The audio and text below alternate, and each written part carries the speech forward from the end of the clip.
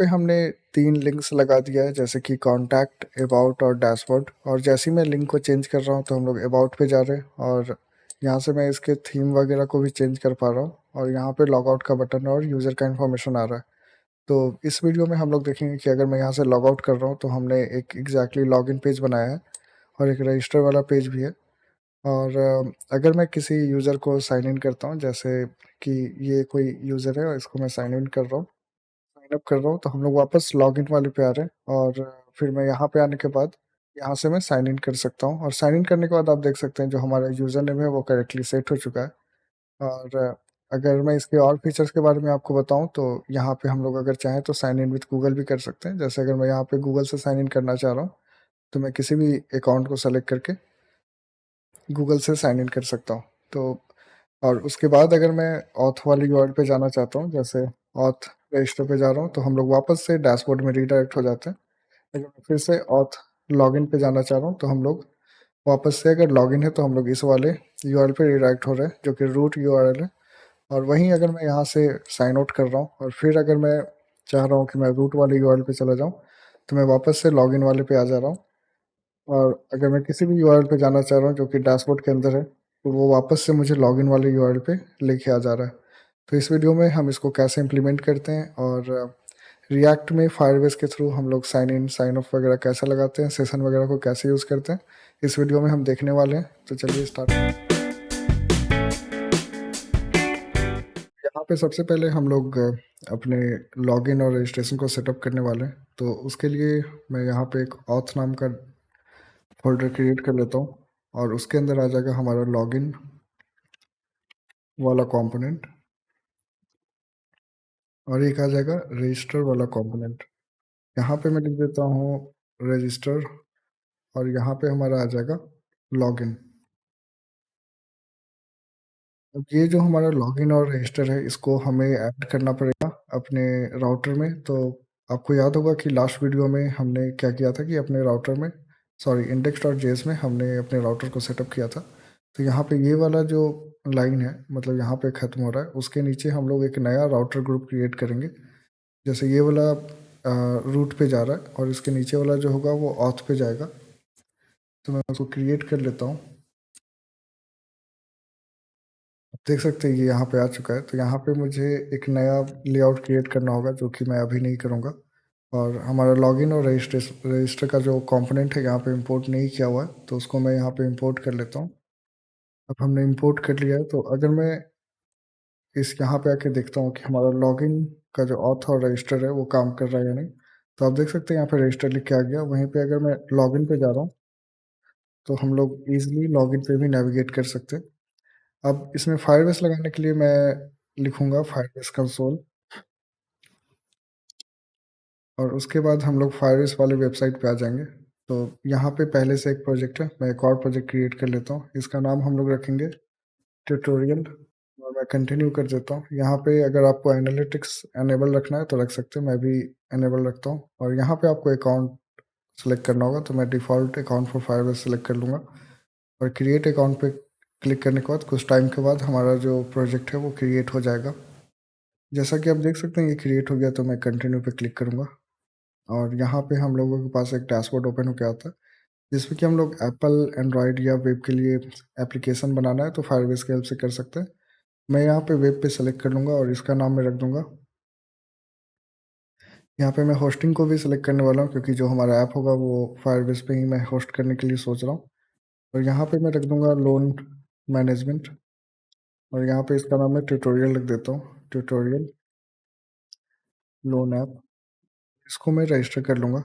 ये रजिस्टर हो चुका है, तो यहाँ पे कुछ कमांड दिया गया है जैसे कि आपको npm इंस्टॉल फायरबेस करना है और ये वाला आपको यूज़ करना है। तो मैं क्या करूँगा, मैं इसको कॉपी कर लेता हूँ और यहाँ पे आने के बाद मैं फायरबेस को इंस्टॉल कर लूँगा।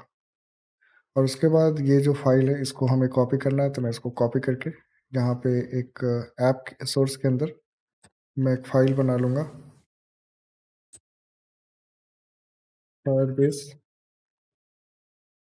डॉट जेएस के नाम से और उसके अंदर मैं अपना फाइल यहाँ पे पेस्ट कर दूँगा। यहाँ पे हमारा एनालिटिक्स वाला तो सेटअप है, लेकिन मुझे ऑथ वाला भी सेटअप करना है, तो मैं क्या करता हूँ, इस लाइन को कॉपी कर लेता हूँ और यहाँ पे मैं लिख दूँगा गेट ऑथ। ये आ जाएगा फायरबेस के ऑथ से। अब हमारे पास नीचे में एक्सपोर्ट कॉन्स्टेंट एनालिटिक्स है, उसके ऊपर मैं क्या करूँगा कि एक ऑथ क्रिएट कर लेता हूँ, और ये जो हमारा ऑथ है वो होगा गेट ऑथ से। तो ऐसे हमारा ऑथ यहाँ से एक्सपोर्ट हो जाएगा, और ऑथ को हम लोग साइन इन और लॉग इन में यूज़ कर सकते हैं। तो हमारा फायरबेस वाला सेटअप हो चुका है। अभी उसके बाद कुछ कुछ और कमांड है, जैसे कि अगर मैं नेक्स्ट पे जाता हूँ, तो यहाँ पे मुझे npm install global Firebase tool को इंस्टॉल करना है। तो यहाँ पे आके मैं इसको भी इंस्टॉल कर लूँगा। ये ग्लोबली होगा, क्योंकि यहाँ इसकी हेल्प से हम लोग फायरबेस को डिप्लॉय या लॉगिन वगैरह कर सकते हैं। उसके बाद ये नेक्स्ट पे जाने के लिए बोल रहा है, और उसके बाद हमें फायरबेस लॉगिन पे क्लिक करना है। तो मैं इसको कॉपी कर लूँगा, और जब ये इंस्टॉल हो जाएगा तो मैं फायरबेस लॉगिन पे लॉगिन वाला कमांड चला लूँगा। इंस्टॉल हो गया तो मैं फायरबेस लॉगिन चलाऊँगा, और फायरबेस लॉगिन चलाने के बाद जो मेरा करंट अकाउंट है वो यहाँ पे दिख जाता है, और उसके बाद अगर वो नहीं होता तो मुझे लॉगिन करना पड़ता। अब मैं फायरबेस इनिट कर सकता हूँ और अपने प्रोजेक्ट को डिप्लॉय कर सकता हूँ, लेकिन अभी हम लोग डिप्लॉय नहीं करने वाले, तो हम लोग कंसोल पे कंटिन्यू करेंगे। और यहाँ पे आने के बाद मुझे अ, अपने प्रोजेक्ट में ऑथेंटिकेशन को लगाना है, तो मैं ऑथेंटिकेशन पे क्लिक करूँगा, और यहाँ से मुझे गेट स्टार्टेड पे क्लिक करना पड़ेगा, और मैं ईमेल पासवर्ड को सेलेक्ट करके अनेबल कर दूंगा, ताकि मैं ईमेल और पासवर्ड से लॉगिन करूं। और उसके साथ ही अगर मैं फिर से साइन इन मेथड्स पे जाता हूं, तो add new sign in method करके मैं गूगल को भी अनेबल कर दूंगा। और यहाँ पे अगर नीचे में नॉट कॉन्फ़िगर्ड है, तो मैं अपना मेल सेलेक्ट करके सेव कर दूंगा, तो जो हमारा डिफ़ॉल्ट मेल है वो सिलेक्ट हो जाएगा। अभी हमने दो साइन इन प्रोवाइडर्स को अनेबल कर लिया। अब वापस से हम लोग अपने ऐप पे जाएंगे। ये हमारा लॉगिन वाला ऐप है। अब इसमें क्या करना है कि इसमें डिज़ाइन वगैरह क्रिएट करना है, तो उसके लिए मैंने डिज़ाइन पहले से ही क्रिएट करके रखा है। तो आपको codinginvestia.com पे आ जाना है, और वहाँ पे आपको building login registration form validation in React JS Tailwind, इसको इस लिंक को ओपन कर लेना है। अगर आपको समझना है कि ये फॉर्म कैसे क्रिएट हुआ है पूरा डिज़ाइनिंग के पर्पज़ से, तो ये मैंने नेक्स्ट जेएस में बनाया था, लेकिन डिज़ाइनिंग सेम रहता है नेक्स्ट जेएस और रिएक्ट जेएस का। तो आप ये वाला वीडियो देख के समझ सकते हैं कि ये फॉर्म कैसे क्रिएट हुआ। अगर आप लाइन बाय लाइन समझना चाहते हैं ये फॉर्म मैंने कैसे क्रिएट किया। तो यहाँ पे दो कंपोनेंट है, एक साइन अप का है, एक लॉगिन का है। तो मैं साइन अप वाला जो कोड है उसको कॉपी कर लूँगा यहाँ से, और यहाँ पे रजिस्टर वाले में आके मैं इसको पेस्ट कर दूँगा। तो ये लॉगिन का है आई गेस, नहीं ये साइन अप का ही है। तो इसका नाम मैं चेंज कर देता हूँ, इसका नाम मैं रजिस्टर रख दूँगा, और फिर से मैं आके जो हमारा लॉगिन वाला कंपोनेंट है इसको भी मैं कॉपी कर लूँगा, और कॉपी करके जो हमारा लॉगिन वाला कंपोनेंट आ गया वहाँ पे मैं पेस्ट कर दूँगा। तो हमारा लॉगिन और साइन अप का जो डिज़ाइन है वो कंप्लीट हो जाएगा। लेकिन अगर मैं यहाँ पे आके देखता हूँ तो कुछ कुछ नहीं है। तो जो भी नहीं है, जैसे रिएक्ट हुक फॉर्म यहाँ पे मिसिंग है, तो मैं यहाँ पे npm i react hook form को इंस्टॉल कर लूँगा। उसके बाद अगर हम लोग आगे आते हैं तो हुक फॉर्म रिजॉल्वर्स यह भी मिसिंग है, तो मैं इसको भी कॉपी कर लूँगा, और npm i लिख के मैं उसको भी इंस्टॉल कर लूँगा। उसके बाद अगर हम लोग आते हैं तो ये वाला मिसिंग है, तो इसको भी हम लोग कॉपी करेंगे, और ठीक उसी तरह से npm i लिख के इंस्टॉल कर लेंगे। हम लोग चाहें तो इसको एक साथ कर सकते हैं, लेकिन हम लोग एक एक करके भी करें तो कोई प्रॉब्लम नहीं। जैसे एक्जियोस और यप को अगर मुझे एक साथ इंस्टॉल करना है, तो मैं लिखूंगा npm i एक्जियोस यप, और मैं एक साथ अगर चाहूँ तो एक्जियोस और यप दोनों को इंस्टॉल कर सकता हूँ।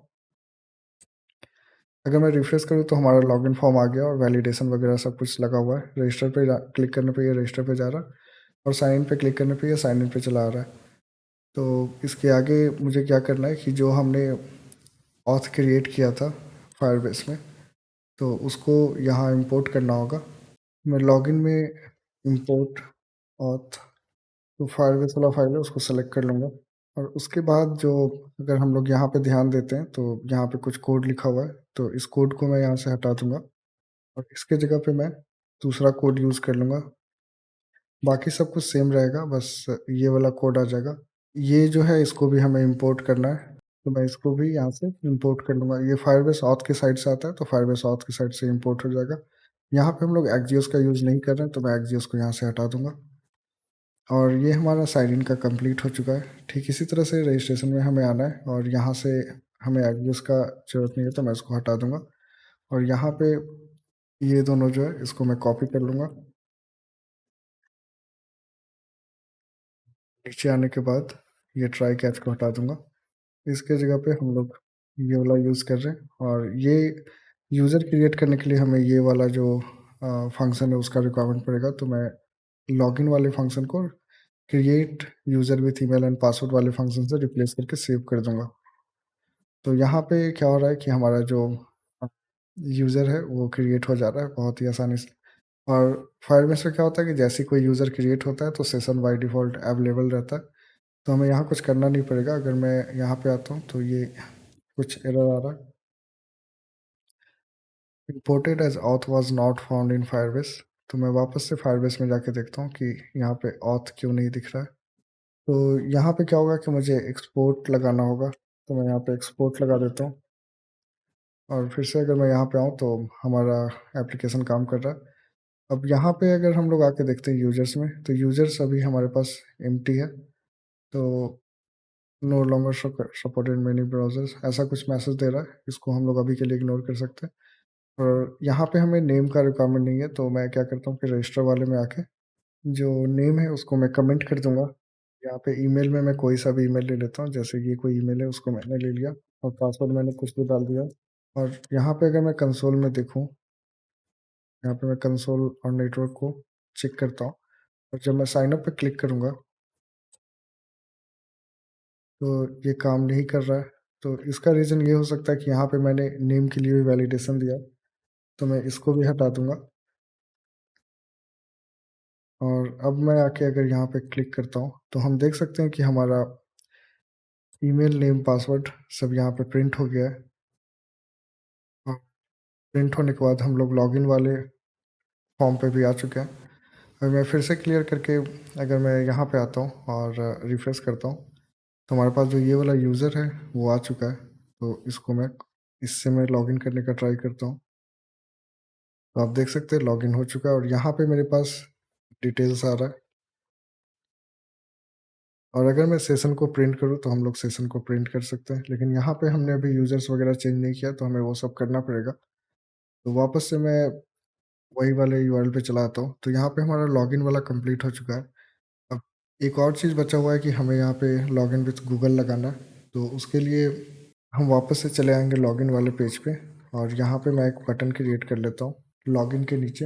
ये वो बटन हो गया और ये जो गूगल आइकन है वो मैंने एमयूआई आइकन से लिया है। यहाँ पे मैं डिज़ाइंस को नहीं समझा रहा हूँ क्योंकि इस वीडियो में मैं डिज़ाइंस को स्किप कर रहा हूँ, लेकिन डिज़ाइन के लिए मैंने टेलविन का यूज़ किया और यहाँ पे आप डिज़ाइन को देख के समझ सकते हैं कि इसका जो टेक्स्ट का कलर है वो स्लेट 800 लिया गया, जो कि ऐसा दिख रहा है। अगर आप में कलर नहीं दिख रहा है तो इसके लिए मैंने एक्सटेंशन का यूज़ किया है। आप भी एक्सटेंशन के थ्रू जो भी कलर वगैरह है टेलविन का वो सब आप देख सकते हैं। और यहाँ पे on click handle Google sign in को कॉल हो रहा है और ये गूगल आइकन वगैरह है। तो गूगल आइकन को जल्दी से मैं इंपोर्ट कर लेता हूँ। वापस अगर मैं आके आके मैं देखता हूँ, तो यहाँ पे हमारे पास हैंडल गूगल साइन इन नाम का एक फंक्शन है, तो वो मुझे क्रिएट करना पड़ेगा। तो वो मैं यहाँ पे क्रिएट कर लूँगा। लेकिन यहाँ पे है sign in with Google popup ऐसा कुछ आ रहा है। ये क्या होगा कि ये हमें डिफ़ाइन करना होगा अपने फायरबेस में, तो मैं फायरबेस में आ जाता हूँ और फायरबेस में जहाँ पे हमारा ऑथ एक्सपोर्ट हो रहा है, वहाँ पे ऐसा कुछ कोड हमें लिखना पड़ेगा। ये एक प्रोवाइडर है और प्रोवाइडर में हम लोग गूगल ऑथ प्रोवाइडर को ऐड कर रहे हैं। गूगल ऑथ प्रोवाइडर जो है यहाँ पे हम लोग इंपोर्ट कर सकते हैं। ठीक इसी तरह से साइन इन विथ पॉपअप को भी हमें यहाँ पे इंपोर्ट करना होगा, जो कि फायरबेस ऑथ के साइड से आता है। और उसके बाद ये जो है export constant Google sign in with Google popup है, उसको हमें यहाँ ऊपर में जहाँ पे हमने ऑथ को इंपोर्ट किया उसके बगल में मैं इंपोर्ट कर लूँगा। तो हमारा जो गूगल साइन इन का फीचर है वो कंप्लीट हो जाएगा। इसको मैं एक बार फिर से दिखा देता हूँ कैसे हुआ है। यहाँ पे हमने एक फंक्शन बनाया जो कि इसको कॉल कर रहा है, और ये एसिंक अवेट के थ्रू ये वाले फंक्शन को कॉल कर रहा है। और ये फंक्शन जो है ऊपर फायरबेस वाले फाइल से आ रहा है, और फायरबेस वाले फाइल में क्या हो रहा है कि ये साइन इन विथ पॉपअप जो है वो यहाँ पे फायरबेस ऑथ के थ्रू आके हम लोग साइन इन कर रहे हैं। और यहाँ पे प्रोवाइडर के लिए सेलेक्ट अकाउंट वगैरह देना जरूरी है, तो मैंने सेलेक्ट अकाउंट दिया है, जिसके थ्रू अगर अकाउंट कोई सेलेक्ट नहीं है तो उसको सेलेक्ट कर सकते हैं। तो इतना कोड लगाने से हमारा गूगल साइन इन का फीचर हमारे एप्लीकेशन में आ जाएगा। अब अगर वापस से मैं इसको देखना चाहूँ तो मैं क्लिक करूँगा, तो यहाँ पे मैं किसी और अकाउंट के थ्रू साइन इन कर सकता हूँ। जैसे अगर मैं चाहूँ तो ये वाला अकाउंट के थ्रू अगर मैं साइन इन करना चाहता हूँ, और साइन इन और साइन अप यहाँ पे एक ही तरह से काम करेगा, तो इस बटन को हम लोग दोनों जगह यूज़ कर सकते हैं। तो यहाँ पे आप देख सकते हैं कि जो यूज़र का डिटेल है हमारे पास आ चुका है, और जो भी यूज़र का डिटेल होगा जैसे ईमेल वगैरह सब कुछ आ जाता है। और अगर मैं यहाँ पे रिफ्रेश करूँगा तो एक और यूज़र यहाँ पे आ गया है। तो इस तरह से हम लोग गूगल साइन इन और साइन अप को ईजिली लगा सकते हैं। अब हमारा पार्ट रह गया है सेशन का, तो उसके लिए हम लोग आ जाएंगे ऐप डॉट जेएस वाले फाइल में।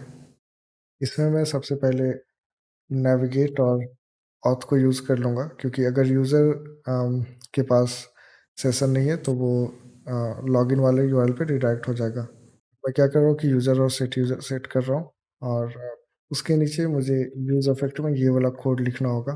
तो ये वाले कोड में क्या हो रहा है कि एक अनसब्सक्राइब नाम का एक कांस्टेंट क्रिएट हो रहा है, जो कि auth dot on state change को कॉल कर रहा है। अगर auth dot on state change है, उसमें यूज़र है, तो वो सेट हो रहा है, और यूज़र का ईमेल हम लोग प्रिंट कर रहे हैं, और सेशन में हम लोग यूज़र का ईमेल सेट कर रहे हैं, और यहाँ पे सब कुछ सेट हो रहा है। और जो हमारा सेशन बाय डिफ़ॉल्ट नीचे में सेट हो रहा है उसको मैं एम्प्टी रखना चाहता हूँ। तो मैं क्या करूँगा कि ये सेशन में जो पहले हम लोग डिफ़ॉल्ट यूज़र डाल रहे थे उसको मैं एम्प्टी कर देता हूँ, और जो हमारा डिफ़ॉल्ट यूज़र जाएगा वो ये वाले सेशन से जाएगा। और नाम अभी फ़िलहाल हम लोग नहीं ले रहे, नाम हम लोग थोड़ी देर बाद नेक्स्ट वीडियो में ले लेंगे। अभी यहाँ पे हमारा जो ऑथेंटिकेशन है वो कंप्लीट हो चुका है, और यहाँ पे हम लोग इस फंक्शन के थ्रू डिटेक्ट कर रहे हैं कि यूज़र है या नहीं है। अगर यूज़र है तो हम लोग सेशन सेट कर रहे हैं, अगर यूज़र नहीं है तो हम लोग उसको लॉगिन वाले पेज पे रीडायरेक्ट कर दे रहे हैं। अब जो यहाँ पे हमारा ईमेल है मैं इसको यहाँ से कॉपी कर लूँगा, और सेम ईमेल मैं यहाँ पे भी यूज़ कर लूँगा, ताकि हमारा मेल सब जगह यूनिफॉर्म रहे। और इस तरह से अगर मैं किसी अकाउंट से लॉगिन करता हूँ, यहाँ पे यूज़ स्टेट और यूज़ इफेक्ट नहीं है, तो मैं ऊपर में यूज़ स्टेट और यूज़ इफेक्ट को इंपोर्ट कर लूँगा। और अभी आके मैं देखता हूँ तो सब कुछ सही है। अगर मैं किसी अकाउंट से अभी साइन इन कर रहा हूँ, जैसे कि मैं ये वाला अकाउंट लेके साइन अप कर रहा हूँ, वापस से अगर मैं यहाँ पे आ रहा हूँ तो आप देख सकते हैं जो अकाउंट से मैंने साइन अप किया था उसका डिटेल्स यहाँ पे आ जा रहा है। अब इसको ऑटोमेट करने के लिए यहाँ पे हम लोग एक लेआउट का फाइल बना सकते हैं, तो मैं एक लेआउट डॉट जेसिक्स नाम का फाइल बना लूँगा, और ये फोल्डर बन गया है, तो मैं इसको हटा के लेआउट डॉट जेसिक्स नाम का फाइल बना के उसमें ये वाला कोड यूज़ कर लूँगा। तो इसमें क्या हो रहा है कि जो कोड थोड़ी देर पहले हमने यूज़ किया था auth dot on auth state change वाले फंक्शन को, और इसमें अगर ये फंक्शन में यूज़र मिल रहा है तो ये क्या करेगा कि जो हमारा ये लेआउट वाला फाइल है ये लॉगिन और रजिस्टर को सपोर्ट करेगा, और लॉगिन और रजिस्टर पे अगर कोई यूज़र आता है तो उसको वो हमारे डैशबोर्ड पे रीडायरेक्ट कर देगा, अगर उसके पास ये वाला ऑथ है। तो हम लोग यहाँ पे ऑथ को डिपेंडेंट भी रख सकते हैं, नहीं भी रख सकते, कोई फर्क नहीं पड़ता, लेकिन यहाँ पे मैं डिपेंडेंट रख सकता हूँ, क्योंकि जब भी ऑथ चेंज होगा तो ये वाला फंक्शन ऑटोमेटिकली ट्रिगर हो जाएगा। अब इसको लेआउट को हमें लगाना पड़ेगा इंडेक्स डॉट जेएस वाले फाइल में, तो यहाँ पे मैं इसको अनकमेंट कर लूँगा, और ऑथ लेआउट को यहाँ पे ऐसे कॉल कर दूँगा। तो वो ऑथ लेआउट नहीं मिला है, तो यहाँ पे मैं ऐसे कर दूँगा, तो हमारा जो एरर है वो सही हो जाएगा। अब अगर हमारे पास सेशन है और मैं वापस से रजिस्टर पे जाना चाह रहा हूँ, तो ये वापस से लॉगिन पे आ जाएगा। जैसा कि आप देख रहे हैं, अगर मैं लॉगिन पे जा रहा हूँ तो ये वापस से डैशबोर्ड में आ जाएगा। अगर हम लोग लॉगआउट कर ले रहे हैं, और लॉगआउट का फंक्शन अभी नहीं लिखा गया है, तो मैं क्या करता हूँ कि जो लेआउट app.js वाला फाइल है वहाँ पे मैं लॉगआउट का फंक्शनैलिटी हमारे पास है ये वाला उसको अपडेट कर देता हूँ, इसको एसिंक कर देता हूँ। तो अभी क्या है कि अगर ये साइन आउट होता है तो हम लोग ये जो फायरबेस की साइड से ऑथ आता है उसके थ्रू इसको साइन आउट कर देंगे और यूज़र और सेशन को एम्प्टी करके हम लोग यूज़र को नेविगेट कर देंगे लॉगिन वाले पेज पे। तो इस तरह से हमारा ये वाला पेज कंप्लीट हो गया। अब अगर मैं वापस साइन आउट करूँ तो इस पे जा रहा है और अगर मैं फिर से डैशबोर्ड में जाना चाहूँ तो ये लॉगिन पे ही आ जाएगा। अगर उसके और भी कोई पेज है जैसे अबाउट वगैरह पे मैं उस पे भी जाना चाहता हूँ तो ये लॉगिन पे ही आ जा रहा है। तो इस तरह से हम लोग अपने रिएक्ट ऐप में फायरबेस की मदद से sign in with Google login वगैरह का यूज़ कर सकते हैं। आपको जो कोड है मेरे गिटहब पे मिल जाएगा और इसका लिंक मैंने डिस्क्रिप्शन में दे रखा है। तो अगर हम लोग लोन मैनेजमेंट वाले ऐप में जा रहे हैं तो यहाँ पे ये कोड मैं अपलोड करते जाऊँगा। मैं धीरे धीरे चाह रहा हूँ कि इसको एक लोन मैनेजमेंट ऐप में मैं चेंज करूँ। तो मिलते हैं नेक्स्ट वीडियो में। यहाँ पे आपको सब कोड मिल जाएगा, बस ये वाला जो फायरबेस है ये मैं उसमें कमिट नहीं करने वाला हूँ। तो ये वाला कोड याद से आपको अपना वाला यूज़ करना और firebase.js वाला फाइल आपको क्रिएट करना पड़ेगा।